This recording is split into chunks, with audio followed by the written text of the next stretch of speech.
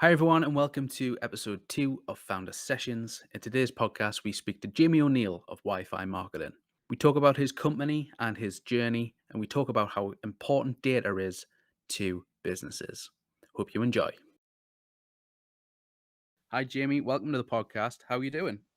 I'm very well, Carl. How are you? Yeah, not bad. It's a nice Monday morning here in Gateshead. It's very chilly though, but we're doing all right. I know we can't grumble. What is it now? January, so we've had no snow, which is a good thing. But it's a nice. Just looking out the window, nice blue skies. So happy days. Happy days indeed. So, Jamie, let's get right into it. You founded a business called Wi-Fi Marketing. Do you want to tell me a bit more about that business?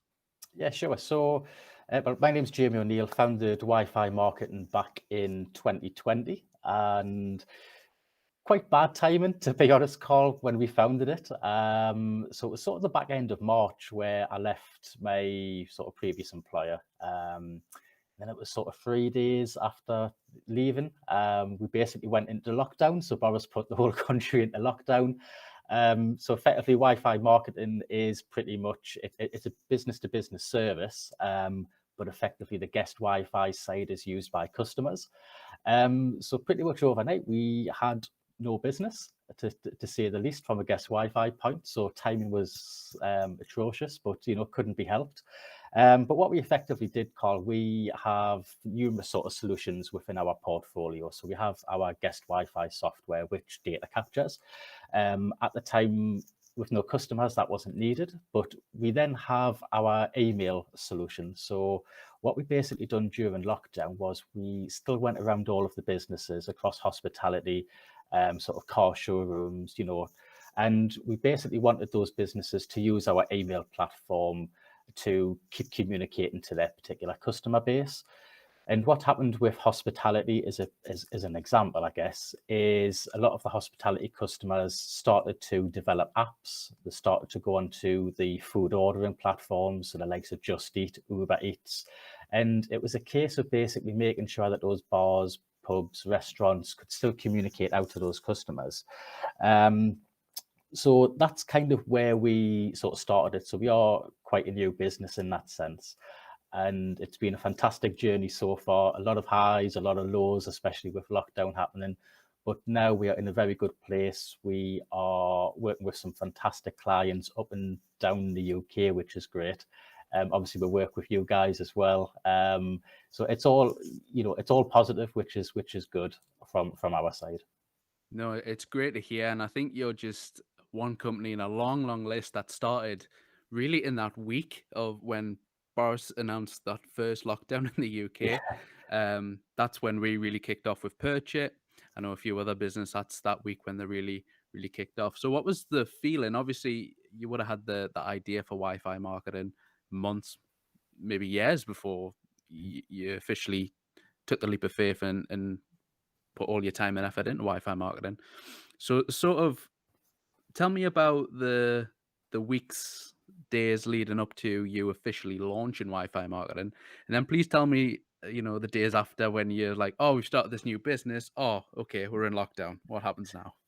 Yeah, so I guess sort of in the weeks and months leading up, I was employed at a fantastic company, to be fair. And I handed my notice in. I'd worked there for nearly 5 years, so I was, it was quite a small business, sort of, I guess, pretty much like a family oriented, so everyone was quite close. It was quite a knit, sort of close knit team.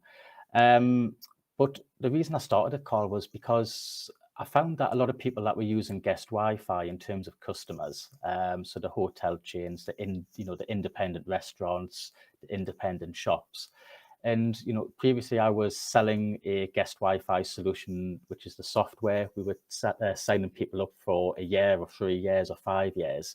But what I found quite early on was the business owner wasn't actually logging into the system. So they weren't actually utilizing the data. So we had clients, which had 20, 25,000 email addresses sitting on the guest Wi-Fi portal, and they weren't being used. So one of the biggest drivers was for me was to basically, utilize the software and actually sort of sit down with the customers and make sure that they've actually got the time to utilize the figures, the stats, the analytical data that's coming through on the guest Wi-Fi networks. And quite quickly, I learned that they didn't have the time because they were either too busy running the business. Obviously, budgets were getting tighter prior to COVID anyways. A lot of staff tend to move jobs quite frequently as well. And historically, what may have happened is they might have passed on the basic stuff like social media logins, TripAdvisor logins, but they'd forget about the guest Wi-Fi stuff. So one of the reasons why I started this off was to basically come in, offer that managed service. So it was basically a case of for the first few months before the business launch was making sure that I had the software in place, had the right sort of solution for individual customers and their size businesses. Obviously, I left from a contractual point of view, from a personal point of view. I had to sit quiet for a year anyways, so I couldn't go and poach sort of past customers. After that year was up, which was last year, then obviously that's a totally different ball game. But people naturally came to me anyways, and were literally phoning up pretty much a year to the day, just saying, "Look, Jamie, we want to work with you. We understand what you do. We've been on your website." So that was great. But in that sort of short window, Carl, of, I guess, having the leaving party, going to the pub, having a few drinks with, some good friends, to then having sort of 3 days off, it was scary. Like most people, of course, starting a new business is scary, but there was a lot of sort of pride in terms of what I was doing as well, and what I was ready to effectively launch. And then obviously COVID was getting more and more prevalent, and Boris took the decision to lock it down. So from a personal point of view, being a sort of a director of a new company, I had no self-assessment returns. I had no sort of previous year's trading history. So there was no funds for me to basically go out from the government for government support. So I effectively had to sit tight. Luckily had savings that I could sort of live off for what was effectively a good sort of 6 months. And then we had that sort of small window of opportunity where we, as a country, we opened back up. And then it was kind of at that point where people started realizing that capturing customer data was key, especially because of the potential further lockdowns, which lo and behold did happen back in late sort of 2020 and 2021 as well. So bit of a, I guess, a bit weird, sort of ecstatic, deflated. I think every little, I don't know, every feeling under the sun was what I had in such a short space of time. But luckily, touch wood, we've come out of it very well. That's awesome to hear. And am I right in saying it's just you in the business, or are you working with someone else and just yourself? Yeah, so there's just myself at this moment. To be honest, this week we are writing job descriptions out, so we hope to get the team up to sort of 3 or 4 people by the end of sort of March, April. So we've had a good sort of run over the past few months. We've managed to bring on some big customers, some big clients, a lot of sort of hospitality customers, but we also work not just hospitality, we work with a lot of local councils as well, which is obviously great for the company of our size, and especially being like a relatively new startup. So yeah, it is just me as it stands at the moment, but hopefully over the next sort of few weeks or few months, they'll have 3 or 4 people in the office, supporting the growth of Wi-Fi marketing. No, it's brilliant. And from a sort of a solo founder's point of view, how are you finding it? Because I know with Purchit, there's 2 others, so I've got people to bounce ideas off. If I'm ever, in a bit of a lull, I can get a pick me up and sort of thing. So, what do you do as a solo founder to, get you through those sometimes long days as a founder? Yes, so it is. It's quite hard, to be sort of solo. I mean, what I try to do, Carl, to be honest, at Wi-Fi marketing, we want to be, I guess, an extension to businesses' marketing teams. So we try to get out as much as we can. We meet our customers face to face where we can, within the regulations, of course. Otherwise, it's Zoom meetings, Teams meetings, Meets, whatever it is. But what I try to do, we're not just a software company that sells a license, and then in a year's time we'll pick the phone back up and say, look, you need to renew this. What we want to be is that company whereby we can be quite close to an organization, understand their growth and what their goals are over a 12, 24, 36-month period. And then what that allows us to do is just understand that business better, but then also plan. So again, taking staff on is obviously key for us to grow. But for me, it's all about, to help me and help the business. I just like to get out there, meet people face to face, and just really understand what struggles they're having and what we can actually do to, to alleviate some of the pain. Yeah, no, I think as everyone's coming out of lockdown, there's been an itch to scratch in terms of face-to-face meetings, networking events are picking up again. How did you find your first face-to-face meeting back? Were you excited? Were you nervous? What were the feelings there? Yeah, a bit of everything, to be honest. I mean, I'm quite a confident person, anyways. I don't mind standing up if there's 100 people in a room. I can do that. But you've got to kind of put your teeth back in your mouth and start to speak again. And body language. I mean, it all comes naturally, anyways. But after sort of nearly 2 years of not having face-to-face meetings, it is scary. But I love face-to-face meetings. I love networking. I love finding out, about the person, a bit about their family life, but then obviously a bit about the business as well, which is what we all tend to do for networking, anyways. But yeah, I think like most people, it was great to be back, great to see faces, and just actually, brush shoulders within a 2 meter radius, I guess. But, just to kind of be back in the same room as people has been fantastic. No, it's brilliant, and it seems you're making great progress as well, entering a new year and all that sort of stuff. So the biggest problem I'm picking out here that you're solving for customers is that data. How important is data to businesses, and what can you do with data that you couldn't do in the past? Yeah, so data is it's the number one thing that businesses need. I mean, if we roll back sort of 4 years, I don't really like talking about GDPR, but I'll talk about it anyways. So effectively, sort of back in May 2018, we adopted the GDPR as a country, and there was a lot of I guess noise around in terms of what you can do, what you can't do.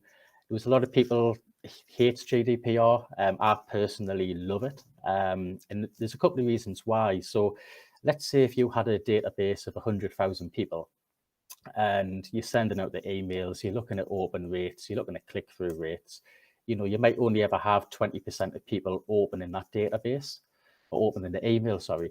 Now, fast forward GDPR, all of a sudden we've actually got a cleaner database which we can work with.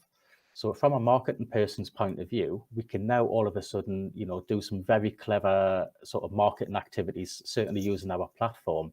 But what GDPR has actually allowed us to do is speak to customers that actually want to be spoken to. Prior to that, we were speaking to people who didn't care, and that's bad for a business because not only, from a point of view of a marketing person, so if you're a marketing manager, you're emailing out to 100,000 people, but you're only getting a 20% opt-in rate. That doesn't look good reporting back to senior management. But actually, at the same time, if you have that smaller database from a commercial point of view and from a financial point of view, it costs less to operate that database.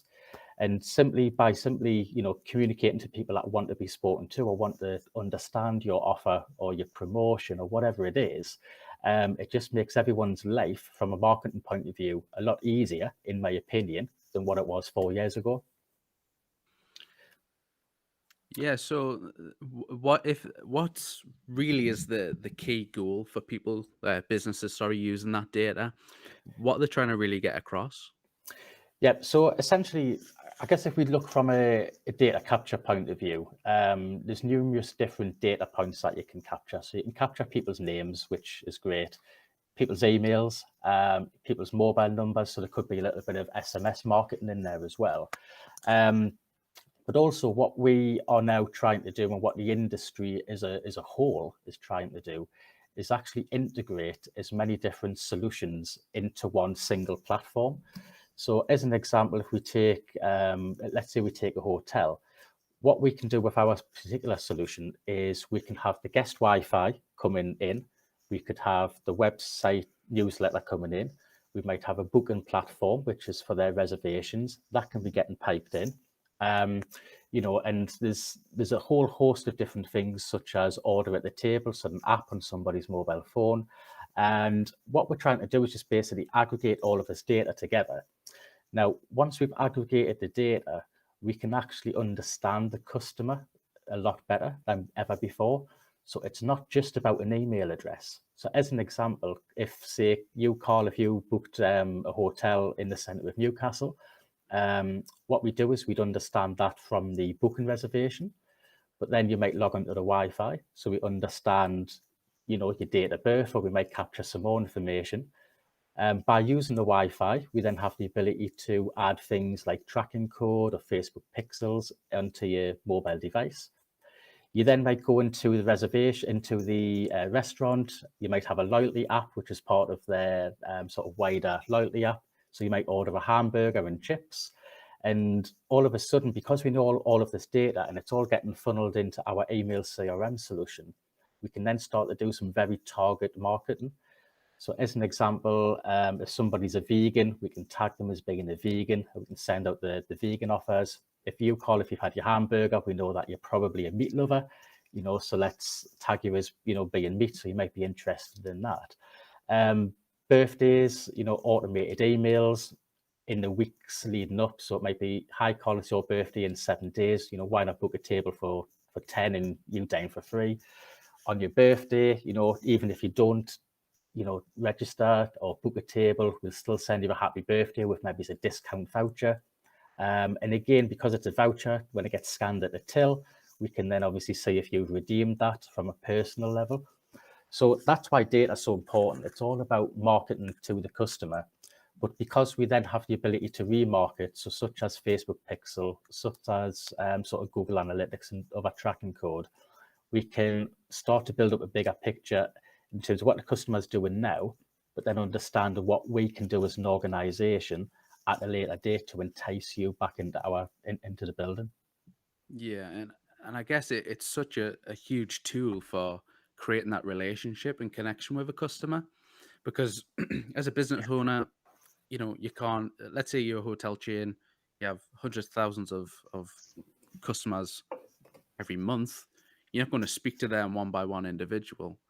But by capturing that data in, it's a good way to sort of build that rapport with a customer, and then from that, hopefully a returning customer as well. Um, is that the big picture, or is there more to it? Yeah, it is essentially pretty much that, Carl, in the sense that it's about, capturing the data, getting customers, through the door by using the data that we have captured. Longer term, of course, the more data that you have, the bigger, in terms of the value of your organization, increases as well. So, if you have that exit plan as a company, to maybe sell out in 5 years, it's all about capturing data. From a Wi-Fi point of view as well, what we essentially do is we understand the customer, pretty much right down to a minute detail. So as an example, if we take a car showroom, so let's say, Carl, you walk into a car showroom with your partner, as an example, you like a particular vehicle. You then go to the sales guy and, typically you get sat down at the desk. And then there's that awkward little bit of, can I take your details? What is it you're after? Blah, blah, blah. So what we typically try to say to the likes of car showrooms is, Carl, great to meet you, have a seat, have your partner take a seat. And then we basically say, look, would you like a cup of tea or a cup of coffee just to relax the customer down? And, 9 times out of 10, yes, please. And then all you need to say is just say, oh, look, we've got free Wi-Fi as well if you just want to log onto the free Wi-Fi. So what you'll do is you'll go and make a cup of tea, cup of coffee, which, takes a couple of minutes, come back to the seat, and you've actually got the customer's details sitting in front of you on our guest Wi-Fi portal. Now, if they've logged on using Facebook, what we can also see is people's Facebook likes. So all of a sudden, if I look at you, Carl, you might like football, you might like playing golf, you might like, I don't know, a little bit of Lady Gaga or something like that. So when I'm then going to get that car to test drive, the car that you want to test drive, all of a sudden I can jump in, warm it up, look on the DAB radio and go right, let's get Pop FM or Rock FM or whatever Carl's typical music likes are. Put that on, and then I'll be looking through your profile as well, and I'll say, okay, so Carl likes golf, he likes Newcastle United. So all of a sudden, I've got all these things in the back of my mind as a salesperson that I can then use as small talk. So you go out, you drive along, and the sales pitch could be, look, you fit a couple of golf bags in the back of the boot, and all of a sudden you think, oh yeah, that's great, and I play golf, and then you like Newcastle United, you like a certain music genre, and all of a sudden, from a salesperson, that small talk is gold dust, and that's the difference between how you sell something and how you don't sell something. It's just those little bits of information that you'd never ever have unless you opened those conversations and you started asking those questions. But the problem is when you ask those questions, it seems to be forceful. You're trying to find out what people like. Whereas if you just drop it in casually, just saying, oh, look, and the boot of the car is big enough for a couple of golf clubs, golf buggy, it's big enough for a pram, whatever it is. And all of a sudden that level of sales talk, I guess, is completely different to what 99% of your competitors would be. Yeah, that's such a good example. I didn't even think of that as well. Getting the sort of the psychology of a salesman. If they have that data in front of them, go away, make a cup of coffee, you come back, and so much on this person, and even the little things like the car example is great. Warm up the seats and put on the favorite tunes. It is. It's crazy, and I mean, we can get as far, Carl, as we can understand the language on somebody's mobile phone. So let's say if you're a restaurant in the centre of London, or a typical tourist destination, so let's say York, and if you get a lot of Spanish-speaking people coming into your restaurant on a Tuesday, what can you then do? So maybe it's a Spanish-themed menu in terms of a language menu that puts people at ease. And when people's more at ease, they tend to dwell in the place more, but more importantly, they tend to spend a bit more as well, which is what it's all about. And when I speak to marketing people on a day-to-day basis, people tend to say, I want to increase my email database. I need to increase my Facebook likes. I need to increase my TripAdvisor reviews. But actually, the end goal of the organization is to basically put money in that till, and it's to make as much money as possible. And that's what data can do if it's marketed correctly and if you're speaking to the right customer at the right time. And as long as your product is the correct product and the price is obviously the right price, then you will be in a very, very good place, sort of moving forward. No, it's really key. I think the question I want to ask, Jamie, and you might not know the answer to this, but you've probably heard it before. You've had a conversation with someone. Let's say you're speaking to your partner about, oh, what should we get for Christmas? What should we do tonight, or something like that. And then you check your phone maybe a few minutes later. Then you have adverts about the thing that you've talked about. You haven't used your phone in this conversation, but the thing you were talking about ends up on your phone. Any insight into that? How does that happen? There's no insight in particular. So if you have, certainly from a voice recording side, I think it's a bit far stretched in that sense. But absolutely, if you look at something, so let's say you have been browsing, effectively every company does it. They'll put a cookie. So it's just a bit of code essentially on your mobile device. That cookie will last for a certain amount of time. So it may be 7 days, 30 days, 90 days, whatever it may be. But then what that company will then do is effectively advertise on the likes of Facebook or, on Google Ads. And Google Ads then has their platform, which then allows other companies, larger companies, to then advertise and make revenue, sometimes off the back of what you're looking for. So yeah, there's nothing in the sense of the voice side of things. I mean, from my point of view, what I will say is, let's say if you've got an Amazon Alexa, Alexa is the trigger word. That is the word it's waiting for. So of course these devices are listening because they have to wait for their trigger word. Is it sending data through? I doubt. I'd certainly not think it would, but it may do. I don't know. But yeah, but certainly the way in which the majority of adverts come up is basically if you've searched for something, or if the likes of Facebook recognizes that, you know, you are within a certain demographic, you may like this, then it might just be potluck. But to my knowledge, nothing listens to conversations. Yeah, I think I've heard a lot of Facebook conspiracy of, I've just been talking to someone about this and it's appeared on my phone. It must be, upper powers at work, yeah. Yeah, exactly. No, not to my knowledge. I may be wrong, but not to my knowledge. There we go. No, it's brilliant. So obviously we know the problem you're solving, the solution that you're bringing to this problem as well. Tell me more about your platform. Yeah, okay. So we've got, I guess we've got four different solutions, four different platforms, Carl. So first of all is the guest Wi-Fi platform. So I think 99% of the people that's watching this would probably have used the guest Wi-Fi solution in the past. So it's free Wi-Fi, which effectively is pretty much all over in every single building across the UK.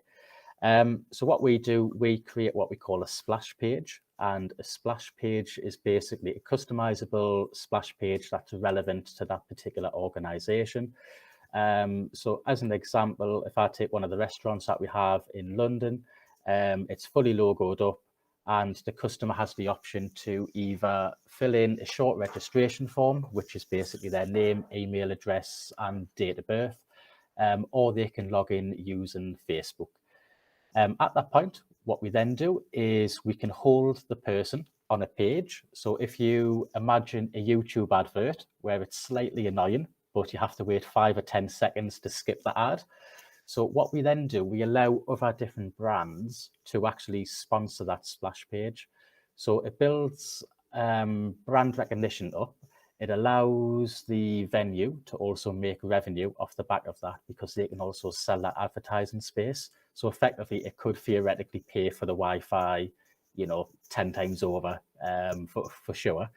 And then what we'll do is after that 5 or 10 seconds, we can then redirect the customer either back to the sort of restaurant's website. We could even push them into the Apple Play Store or the Google Play Store. So if there was an app to download, which might be a key sort of push for the marketing department, we can basically redirect the customer into them.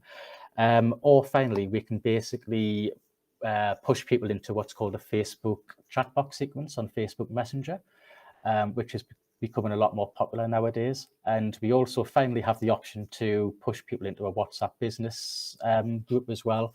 So it allows the customer to easily contact the business if ever needed via WhatsApp. So Yeah, that's so that's the first kind of platform call, but that's what the customer sees, the user sees. yeah, In the back end of the Wi-Fi marketing platform itself is where obviously all of the customer data is captured. So we have the ability to export the customer data simply via a spreadsheet, which is the old-fashioned way. We tend not to do that. We hate doing spreadsheets.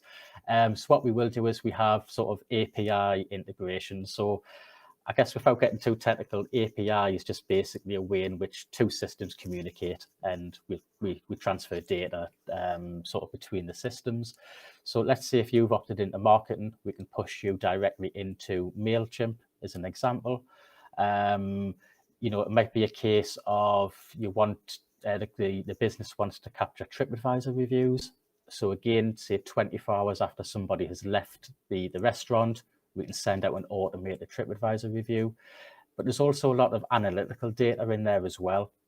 So we can look on a daily, a weekly, a monthly, or even a yearly, sort of from a data analytical point of view, and understand who's coming into the venue. So it may be a case of on a Monday morning, you might get a lot of sort of 18 to 35-year-old females coming in. And it's not until sort of Thursday or Friday night that the men start coming into the building. And what we can start to do is feed this data back. So this is where we offer our managed service. So we look at that data that's coming in, and we can actually start help the business owners, help the marketing and the sales team to develop a plan and understand their customers like never before. So prime example could be, let's say in a local town, because we also do sort of street Wi-Fi as well. We can understand if females are coming in, if the grandparents are coming out on a certain day or certain time, and that allows business owners just to maybe flip their shop windows. So it might be when the grandparents are coming out, all of the kids' children clothes go into the shop windows, and that naturally, hopefully, should bring the grandparents into the retail shop. So there's a lot of different sort of reports we can pull out. There's over 5,000 different reports. I'm not going to go through them all today, but there's a lot of stuff that we can essentially do on the Wi-Fi marketing guest Wi-Fi side, on the software side.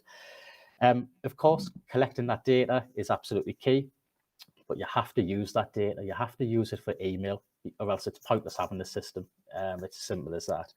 So what we then have is our email and CRM solution, which obviously Purchase use. And what we can effectively do from there is push all of the people who's opted into marketing into the email platform. And then we can start to do some very good, very specific, bespoke target marketing to individual customers, or we can just do the typical blanket email out as well. So that email solution, if you imagine, I guess, a MailChimp. I mean, I don't know if you, Carl, if you want to maybe even describe it from a customer point of view, in terms of what it could potentially do. I don't know if it's best to hand it over to you and then for me to pick back in. From my perspective, from Purchase user. Yeah. So we used Jamie for our monthly competitions, our monthly giveaways, and basically it was just we got a load of data in, but we didn't know what to do with it. So Jamie was recommended by a friend of Justed's, and we used it just to email template, email marketing, and seeing our returns on that. We saw it as a way to mass send those emails and actually see how people were reacting to the sort of the designs and things. From a funnel perspective, it worked really well. We already had the top of the funnel. We had a spreadsheet. We were old school in that way, and we plugged it into Jamie's platform. And what trickled at the end is some loyal app users and people that love the giveaways that we were doing. So from our perspective, it was super simple, and we got that return on what we wanted. Yeah. And I think for any startup to think, thinking of a way to capture potential customer data or things like that, having a solution like Jamie's is key, really, especially, everyone's going on about the importance of funneling customers from point A to point B. For us, we certainly got that result. Yeah, and this is a good thing, Carl. I mean, everyone's seen MailChimp, they've heard of MailChimp, they've probably dabbled in it. And to be fair to MailChimp, when you start getting onto the higher end packages, it's a good solution. But certainly from the lower perspective, what they have, it's quite restrictive in terms of the template layout. And that's one of the key things that we wanted to do, was to have that email solution that allowed the flexibility. So I think between us two, we've talked about the conditional display that we can do in the emails, whereby if a gender is male or if a gender is female, we can send out that individual sort of row to the relevant person. So we've got the email side. So that basically does exactly what it says in the tin. It emails out. We integrate in with a lot of other solutions, so order at the table, sort of apps. We then got our content filtering or web filtering. So it's a little bit boring, but it's an absolute necessity in our sort of day and age. So what content filtering is, it basically keeps your customers or the users of the guest Wi-Fi safe and secure online. And what we mean by that is we effectively block what could be classified as unsavory content. So the likes of pornography, the likes of dating apps. You may want to block the likes of weapons, gambling, alcohol, like the basic stuff. But we go further. We also block the likes of radicalization, which is obviously, sadly, something that we do have to block these days. We can enable features such as YouTube safe mode. So that just basically blocks out, again, unsavory content that minors could access by looking at the likes of Google Images. We also do Bing Safe Search as well. And then finally, we have a pretty new solution, which is our visitor analytical tool. So what this essentially is, it basically replaces the likes of footfall counters, which are quite old-fashioned. And what we essentially do is we take GPS data from mobile devices, and we can actually get footfall for retail parks, for town centres, even right the way down to individual businesses. And what that enables the customer to actually do, but our customers, is understand the footfall into their town, but more importantly, where that footfall has actually come from. So have they come from Wallsend into Newcastle? Have they come from Gateshead into Newcastle? But furthermore, we also understand the demographical side as well. So we can look at things like the gender of that person. We can look at the age. We can look at their sort of social profile. So are they AB or the C1, C2? And all of a sudden, we understand the customer like never before.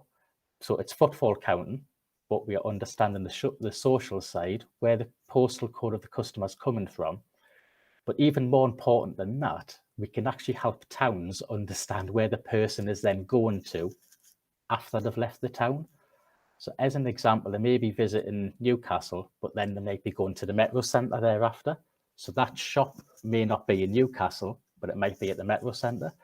And that's key information again. So if you're a local tourism board, as an example, and you spend, tens of thousands of pounds doing the target campaign in, say, I don't know, let's say Wales, as an example, we can actually understand and help the tourism board understand, has that campaign worked? So have we seen people coming from Wales into the northeast or into a certain town, understand effectively where they're staying as well, because we'll understand that from the data. But then moving forward, what we are going to be launching is our tourism platform, where we can then understand if that tourist has then went to a tourist attraction. So all of a sudden, we are very powerful in terms of what we can effectively do. So what we're trying to do with that is replace the traditional footfall counters, which quite simply don't tend to work, or they'll double count or triple count or quadruple count people. So as an example, you might have a member of staff coming into the retail store in the morning. So that'll be an entrance. They might go on their break. That might be an exit. Coming back in, entry, leaving work, that's an exit. You may have smokers that's coming in and out, your customers. And we have a client now who's using this solution. Their customers come in and out frequently because they smoke. So again, that's adding incorrect data into the footfall side. So what we can do with our software is effectively, we only count the mobile device, in other words. So if that mobile device has been in that building once, that's all that matters. So we're not bringing in doubling, trebling, quadrupling data. So we're actually getting more accurate data than what's ever been seen before. That's super interesting as well. I'm just thinking, like, especially in the UK, people are saying, the high street's dead, or it's dying, it's on its last legs, and all that sort of thing. A solution like that can make a more dynamic high street in many ways. If you're understanding where your customer, the footfall's coming from, you understand where they're going and where they're going off to. That's key data that could really help some of the high streets. Absolutely. I mean, we are fortunate enough, as I said earlier, we are working with local councils, and sort of around March, April time, we will be installing guest Wi-Fi. It's 1 mile's worth of guest Wi-Fi in a local town. I won't say who it is just yet, but it's pretty local to both of us. And what we have with that is the Wi-Fi capturing the data, literally from well, I can't say where it is, but basically a mile's worth of data. And off the back of that, we are also putting in our visitor analytical tool as well. So that particular town, that particular council, and the tourism board as well will be able to understand not only the gender within the town, but we'll also look at the frequency, the recency of visits, even right the way down, Carl, to how has the customer actually got there. So have they jumped on a bus, and have they got off at a bus stop? Have they got off at the metro station? Have they drove into that particular town, parked their car in a particular car park? And then we can basically understand where that customer has then walked to. So what I will say is that that particular software, the visitor analytical side, it's anonymous data. So we're not actually collecting data and tracking, 1.6 million people or whatever it is we are tracking. It's purely anonymous. So it's just gender, where they've come from a postal code side. And once that device is then moved into the town centre, we then understand, where they've then went to. So again, that particular council, they're basically going to have a full wraparound service in terms of what we as Wi-Fi marketing can do. So they'll have that guest Wi-Fi software. They're going to have the content filtering to keep people safe online. They're going to have the email and CRM side as well, so we can send those emails out to get people back into the town centre, which is what it's all about, and try to beat, the online side. And then obviously we'll have that visitor analytical tool as well, which will be getting that anonymous data, but we can actually see what marketing campaigns have worked outside. So has that local newspaper advert worked? Has the radio campaign worked? Has that big billboard advertising worked? Because a lot of the time, people in marketing, they'll spend the money, but sometimes we don't actually know where people's coming from or where that advert's being seen. So it's a fantastic opportunity now for the marketing teams and for those senior sort of management teams to actually see what marketing is working, and we can actually prove it using our software. I think it's a very clever solution, especially now, as you mentioned, we're losing customers to, the big boys like Amazon and things every second, even. That's how scary it is. Mhm. Obviously, with COVID, it's drastically impacted the high street again. But I think a solution like this, where you can really understand who's coming into your town centres, or even if, like you say, just that mile of high street, and then the shops around it can really tailor that experience to who's there. I think that's going to be very crucial for getting people out the house and onto the high street again. It is, and I think this is. I mean, we done a big project basically for a council and for the government in Wales a few months ago, and it was all done again via Zoom, and we had the government, we had the community, so the people who live in the community, and we were asking those questions. We were trying to understand what is stopping, the community coming into the town centre effectively and spending money. And we what we found with the community was it was essentially down to price. So what the community wanted was cheaper pricing. Now, from a business owner's point of view, that retail owner, they simply couldn't give that discount. And there was numerous factors as to why they couldn't. Obviously, margins are going up. You have Amazon and the likes online. Um, but then there's also factors that you don't think about as a consumer. So it's things like the electricity going up, the gas going up. You've got pensions going up for small businesses. You've then got people who's took the bounce back loans via COVID. So there's all of these costs all of a sudden that is getting added to all of the time. So simply the margins aren't there. So what we did say was, well, look, there's a clear willingness from the local community that want to spend locally. So why not develop some kind of an app that allows for, if you spend X amount within my store, you get X amount down the line. And obviously that needs a bit more thought, but because you've got a willingness on one side, but then you've got the shop owner who obviously wants to make as much money as possible at the same time, there has to be a little bit of give and take, or else that relationship does not work. But again, because of that visitor analytical side, if you take a town, or a tourism board who want to promote a certain aspect, let's say a park or whatever it may be, it just allows the town to then understand what postal codes are actually coming to this particular town, what postal codes aren't, and then trying to get that other postal code in just to bring more traffic effectively footfall. So there's a lot that can be done. Again, there's a ton of reports that you can pull off, but it's all about the time of using the reports and making sure that you pay for the software, but actually is utilizing it, and that's where we come in. That's why we offer that managed service.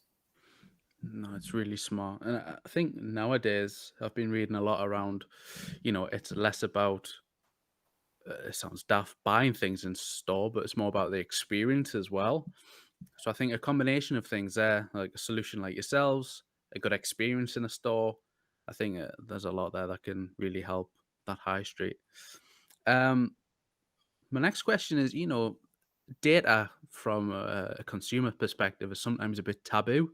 It's like, oh, Mm. they're keeping track of me, they know where I am, and all that sort of things. But the way you've pitched it there, it, it you've given the perspective of how important that data is, and how the safety stuff as well is key. You know, keeping certain things away from people.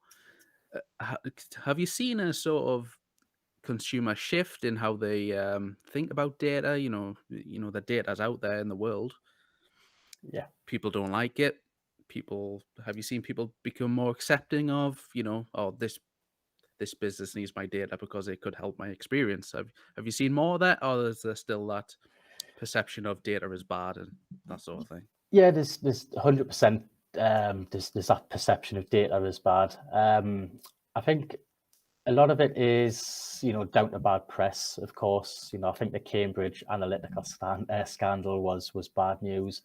I think historically, certainly before GDPR, you'd get a ton of emails. I think, you look at Black Friday, certainly my inbox is just full of junk. I often use Black Friday as a good excuse to start unsubscribing from people. It's people that I've never used for like 5, 6, 7 years. So I just hit the unsubscribe button. But I think as a consumer, if you have a good experience, so let's say if you paid good money to stay over in a hotel, I don't mind the occasional weekly email, just promoting, what each hotel has or the special offers that may be coming up. Um, what we see certainly from a guest Wi-Fi side is if somebody enters into, I guess, a fast food restaurant, people just want to get online. They want to quickly eat the hamburger or cheeseburger, whatever it is, and be in and out of that door within sort of 10 to 15 minutes. So people just want to get online, quickly check the emails, upload the photo to Instagram or whatever people do these days, and just be online. But when you're spending good money, what we see is we see a higher opt-in rate. So we've got some customers that's literally sitting 85, 87% in terms of opt-in, which is pretty high. Typically, restaurants, they'll probably hover about the 75% mark, which is quite good.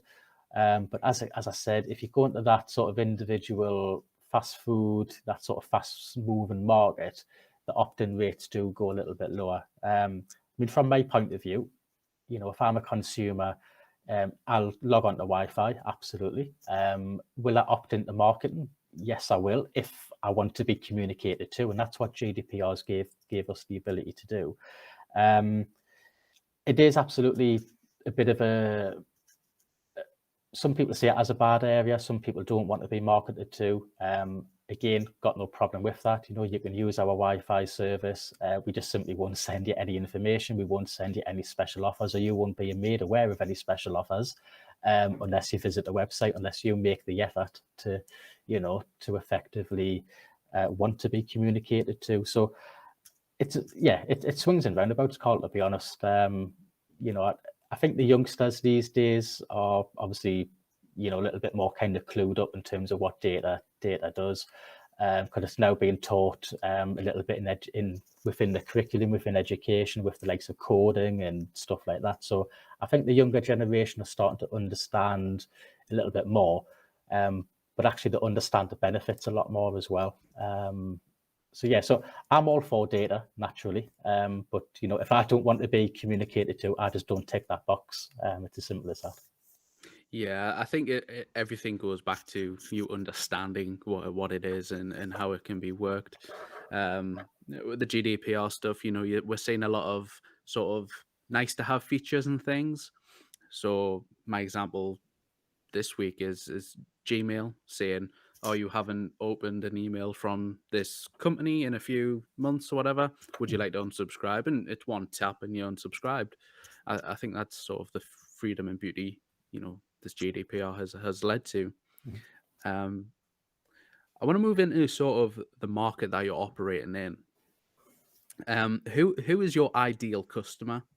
I know you've mentioned a few there, hotel chains, car dealerships, but who really is sort of the ideal customer for you? Meaning, which sort of area could get the most benefits from your solution? Yeah, I think as it stands at the moment, we're probably looking at the hospitality industry as a whole, purely because we have a lot of integrations with a lot of the key sort of suppliers out there. So, as an example, using the email and CRM platform, we can integrate in with the likes of OpenTable, who's a big player out there. We can integrate in with different companies such as Eventbrite. So if there's any events on at the hotel, but effectively, what I want to do, I haven't really got an ideal customer as such. I say hospitality just because at this moment we are geared up to them. But effectively, I just want a customer that uses data and actually wants to use the platform, because to be honest, in the early stage, we being a new company, a lot of it was coming from the reputation of myself. And luckily, I had customers coming across after the 1 year's period that I had. But a lot of our business growth has purely been based on word of mouth. We've never really done any advertising as such. So I think my ideal customer is somebody that wants to be, wants to get behind the solution first and foremost. Wants to be pretty open in terms of, it's not, I don't just want to collect an email and send a weekly email. I want to do a little bit of targeted emails, a little bit of a target marketing approach. But again, Wi-Fi in essence, it works anywhere. So if we roll back maybe 15 years ago, when you might walk into into your dentist and flick a newspaper or a magazine open, that's a perfect candidate for guest Wi-Fi. Obviously, hotels, restaurants, bars, pubs, clubs, local councils, libraries, car showrooms, you name it, wherever anybody dwells, that's where guest Wi-Fi can go. And effectively all of our sort of standalone solutions thereafter, such as the content filtering, such as the email side, and of course our visitor analytical tool, they can follow on. You mentioned word of mouth there as well. I think many watching this will be early stage founders. They might not have the budget for paid ads and things like that. So, how important in the early stages is that word of mouth? Um, how did it help Wi-Fi marketing? Massively. I mean, to be honest, we wasted. Well, I'm saying wasted. Well, we did. Um, yeah, we probably lost about £5,000 in terms of like adverts. It just didn't quite stick. I mean, to be fair, at the same time, it was probably because the industry was just all up in the air with COVID. But we threw a lot of money into ads. We got one or two customers off the back of it, but nothing that's certainly seen that like ROI.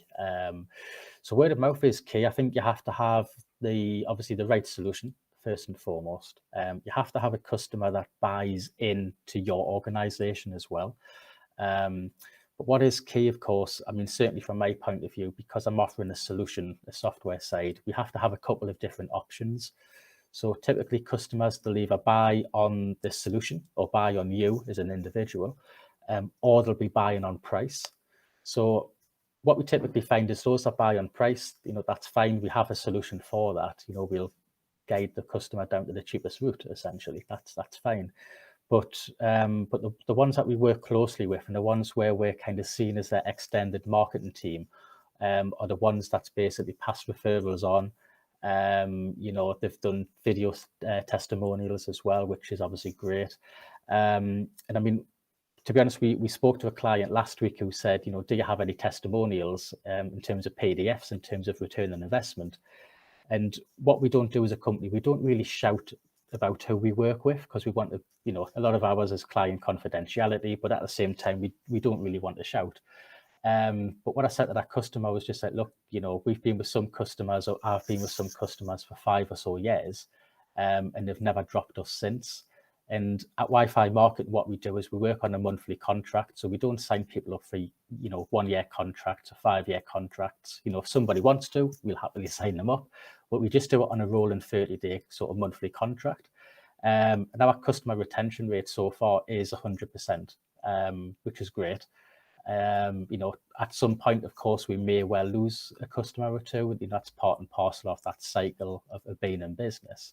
But for us, it's just basically about having that right solution, spending the right amount of time with the customer, and just trying not to overpromise as well. I think that's key. I think a lot of founders and companies, certainly that I've dealt with in the past, they'll do the nod and dog in a sales pitch, and then when it comes to it, customer signs, and then the wool gets pulled under the customer's feet, and it's all of a sudden we can't do that. So for us, it's just basically saying what we can do, what we recommend, and just trying to also understand the long-term plan of that organization as well. So we're selling the right solution, but actually not something that's fit for purpose now, but fit for purpose, for 3 years down the line.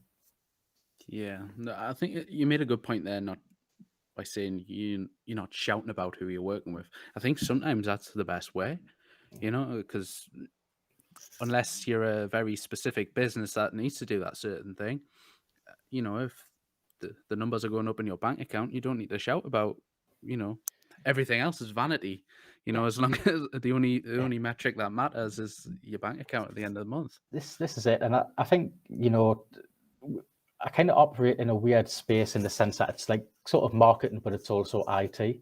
So it is slightly cutthroat. So, whilst we do have a couple of customer testimonials on our website, we don't list, the hundreds of customers that we serve on a daily basis. Because at the end of the day, my competitors will pick the phone up and just say, hi, blah, blah, blah.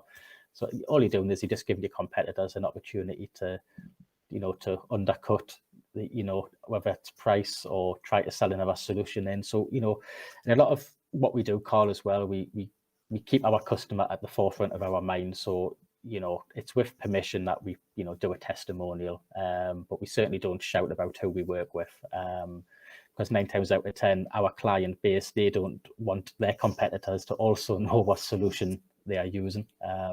So we try to keep everything under wraps as much as we can. It makes perfect sense. I think it does. Sort of the competitors in your space, are they doing similar things, or is your solution quite bespoke? You don't have to name names, but are they similar? Are they different? Yeah, so there's a lot of companies, I guess, in the industry that's so that's white labeled a certain product. So just for those that don't know what white labeling is, it's basically where you pay X amount of money, typically, 5, 10, 5, 6 figures sometimes, and you basically put a logo on a product. So we've got sort of, I guess, 5 key competitors in the space, or who I would classify as being the competitor. And I say that in the loosest sense, that what we have is a full rounded solution, in the sense that we have our guest Wi-Fi software. We then have the email side. We have that content filtering, which of course is absolutely key these days. And then we have that visitor analytical tool. So not all of our customer base, not all of our competitor base has all of those 4 products. So that's what kind of differentiates us. We offer that full wraparound service, but we also have myself and obviously the staff that we'll be bringing on shortly, in the sense of we'll be able to offer that managed service. So if the customer's too busy to send an email out, we can do that for them. If they're too busy to understand and look through the different reports of what's happened on the Wi-Fi in terms of genders on a certain day, certain time, again, we can, report that back to the client.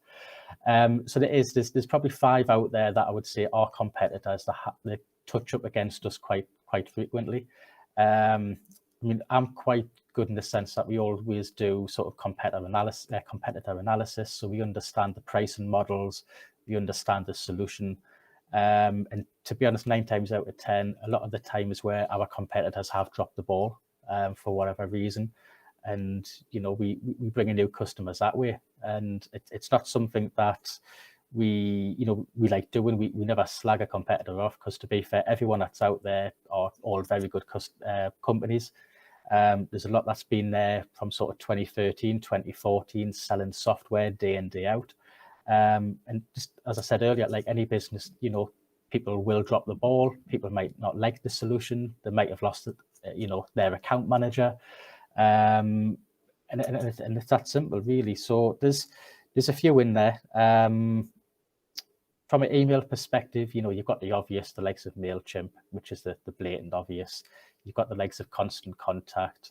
But what we have is just, a simple platform that's very easy to use. It's fully customizable at a fantastic price as well, which is obviously key. The content filtering, again, a lot of content filtering, it's a little bit geeky, so people shy away, so they tend to turn to their IT company, who 9 times out of 10 try to put a bit of hardware in, like a firewall, which isn't really needed for some of the clients that we deal with, because they've probably already got a firewall at their broadband side. So what we do is we have a bit of software, essentially, so it's all software based. So again, it's nice, cost effective, very simple and straightforward to use, so our clients can use that. And a lot of our competitors in the market, they actually don't push content filtering, which, to be honest, for us is a big thing that we want to push for this year, 2022. Any business can add content filtering very simply. It doesn't cost a year if it's under £100 per year, so a couple of pounds per week. And it's just a case of keeping your customers and even your staff and yourself safe online, to stop staff accessing stuff they shouldn't. Because as a broadband payer, as somebody who pays for the internet, it is actually your responsibility to ensure that people are surfing the web and not looking at things or trying to access things that they shouldn't be accessing. That's really cool. And I think, I've worked with startups in the past when I've asked them, oh, who's your competitors in the space? And they've said, oh, there isn't any. There will be someone. And I think the best thing is, acknowledge them, learn from them, never slate them off, because at the end of the day, you could collaborate with them. That's the beauty of the world these days. Yeah, and this is the beauty, because of the email and CRM platform. If somebody wants to use a competitor's guest Wi-Fi software, can we integrate with them? Absolutely, of course we can. And this is what it's about, because sometimes people don't want to put all of their eggs in one basket. They might be comfortable working with that guest Wi-Fi solution, which is absolutely fine. But where we add our value is effectively looking at that data. So we can work with competitors, competitor companies. As I said before, a lot of the systems out there are white labeled versions of something. So we tend to know the system inside out anyways from that side. But yeah, we can collaborate with our competitors from a guest Wi-Fi sense. If a client wants us to do that, we can certainly do it. Yeah, I think it's becoming more common as well, the collaboration side of things. So Wi-Fi marketing, you're getting good traction, you're earning revenue, you've got customers in. What's the biggest thing you've learned, and have you pivoted in any way from your early customers to your customers now? I haven't pivoted as such. I mean, I was going to specifically go for hospitality, during those early sort of, months before Wi-Fi market launched, because I've seen it as, being the obvious opportunity. In our spectrum, we do have sort of 2 key competitors who, I guess 3 key competitors who specifically go after hospitality. So it is already a little bit of a crowded market out there. So what I wanted to do was basically spread my wings, lay a good foundation, and then sort of analyze it, certainly after 2 years of trading. Obviously we lost a year fully to COVID, so that's kind of gone. So certainly towards the back end of this year, we'll be doing a full analysis of where we are as a company, what typical industry our customer base sits in. But actually more importantly, it's, as you say, it's how do you then pivot and move to something, or where we potentially see an opportunity moving forward. No, it's good. Sometimes I say pivot. Some people see pivot as a bad thing. Sometimes people say, "Oh, I pivoted because my idea didn't work." Sometimes it's just like a slight change to hit a certain demographic or a certain targets and things like that. Yeah, this is it. I think pivot. I think you have to be agile as a business. I don't think you can. Gone are the days now with where you can sit there and hope that something sticks. You have to pivot. You have to move. You have to be that company that not take risks, but you have to go and dip your toes in certain places, especially trying to grow a business, you have to do that, of course. I mean, you keep your key customer base, but you have to look for new solutions, new products. Obviously, keep pumping the money into sort of development of the software as well is obviously key to keep up with the day-to-day trends, and obviously the digital sort of ecosystem that we work in now. It's key to keep moving, keep growing, and keep diversifying as much as possible. Very true, very true. And being agile is just so important these days as well, because you don't want to just go down one avenue and it's a dead end. You can't get back out of it. This is it. This is it. So let's talk about let's think about the future for Wi-Fi marketing. Sort of what's next for the business, and kind of what are your goals for 2022? Yeah, so I guess the goals, like anything, we are, we are tied in a little bit into hospitality, so it's a bit of a scary time still. I fear slightly more now for hospitality than I did last year, being totally truthful, because furlough's not there. There's bounce back loans starting to need to be repaid. So I fear a little bit more for hospitality, but what I want to do is ultimately just keep growing from a financial point of view. Obviously, we bring more customers on, which then means our back end, so more staff, more admin side needs to be, staff need to be brought on. So for me, it's purely just trying to keep on that growth pattern, and basically we're going to attempt to double our customer database this year. So we're on quite a high sort of growth strategy for this year. A lot of that depends on how well businesses bounce back, given what's happening. Touch wood, from a COVID situation, I don't think we're going to another lockdown, but I hope that we can just get on in the nicest sense with our lives, which will obviously help businesses. But in order for that to happen, and for us to grow the business, we need that to fundamentally happen. But yeah, we are on a big high growth sort of spurt this year. Get the staff in. We've got the solutions for sure. We want to diversify who we work with, so we want to bring on as many local councils as we can. We want to bring on obviously, more hospitality if we can, but places like dentists, car showrooms, it's great. But yeah, ultimate goal is to double the number of customers this year. No, those great goals as well. What I like about this is that you've done it solo first before bringing people in, so you've kind of trialed it yourself. So if it did go down the pan, it would just be on your shoulders. But now you've got the product out there, you've got customers. Now you're building that team that can just, as you say, high growth. That'll just push you towards those targets much smoother. Yeah, absolutely. And I think the key thing is, as I said earlier, a lot of our business is word of mouth. We do have a lot of partners who we work with across the UK, which again is key. It's about building that partner relationship up, building that reseller relationship, but it has to work both ways. So we have companies that we work with who sell broadband. The beauty with selling broadband, of course, is they could then add in content filtering to keep people safe online. 12 months down the line, they may need the guest Wi-Fi solution. And again, it just allows other businesses as well to obviously make a little bit of financial gain by reselling our services into their clientele. But yeah, absolutely, it's all about growth. If we can double our database of customers, by the back end of next sort of this year, I'll be over the moon, given the situation where we were back in 2020 when we first started. No, that's brilliant, and just excited for that journey as well. Just a couple of last things from me, Jamie, is I like to sort of wrap things up by the guest giving advice to people watching things. But there's two barrels to this question: is what's the best advice you've been given, and what's the best advice you can give to someone watching? Yeah, so I think the best advice I've been given, I mean, this is going back years ago, but it was basically start small.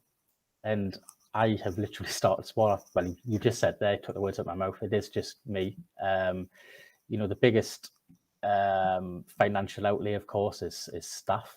So I didn't want to take anyone on because that would have slowed down the product development, the solution development, and what I wanted to ultimately achieve, in the early days. So certainly start small.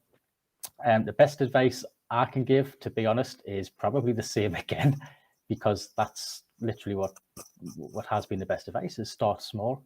It's very easy to burn through cash as a startup. I've certainly burned through cash extremely quickly. Certainly from a software side, you have to keep developing. You have to keep your finger on the pulse and make sure that you're ahead of the game as much as you can. But yeah, start small, keep your costs as low as possible. Don't go out spending stupid money on Teslas or whatever, just literally concentrate on your end goal, but keep everything as tight as possible. Start small. And then from there, once you start getting revenue in, just keep reinvesting. And then at some point, you'll be able to basically stand on your 2 feet, pay yourself a good wage, bring staff in, and it'll just be a big snowball effect thereafter. No, that is great advice. Starting small is key. I think, especially in the early stages, whether you're in a small team or just yourself, it'll stop that pressure just getting on you. Because obviously, you have a business and there's so many facets to a business, and you just want to get them all done. I think starting small, just working a little bit here, tinkering here, then slowly, you build up to a stage where you're comfortable and you're ready to sort of either push it out more, build a team, or just get more bigger clients, more juicier clients in the door. So that's great advice there. Absolutely. And last one, Jamie, is where can people find you? This is your chance just to call to action to people watching, let them know. Yep. Okay. So you can obviously find me personally on LinkedIn. So if you just search for Jamie O'Neill, so that's ONEILL and then MCIM. So I'm the part of the Chartered Institute of Marketing. So that's what the MCIM stands for. Obviously, website is wifimarketing.co.uk. You can contact me on local number, which is 01670 333366. And if anybody ever wants to send an email, you can do. It's jamie@wifimarketing.co.uk. More than happy to do demos, call as well for any clients. Anybody watching this, we can put free trials in as well into a restaurant, bed and breakfast, wherever it is. We'll see what we can do from a free trial point of view. And if anyone ever wants to see the actual system in place, I can tell you where to go to sort of use it and see it in real life. And again, we can do webinars and showcase the software as well. But yeah, so wifimarketing.co.uk or jamie@wifimarketing.co.uk is the email. Brilliant. Thank you very much, Jamie. That has been the podcast. Thank you very much for coming on. You give a lot of insight there around data and sort of what you do and the solutions for that. So thank you very much. Did you enjoy it? I did. It was a good, I guess, was it 45 minutes? I don't know how long it was, but no, it was very good. Hopefully, people's understood, what we're trying to talk about. But yeah, absolutely love the call. Great experience. Brilliant. And from myself and Jamie, this has been Founder Sessions, and thank you.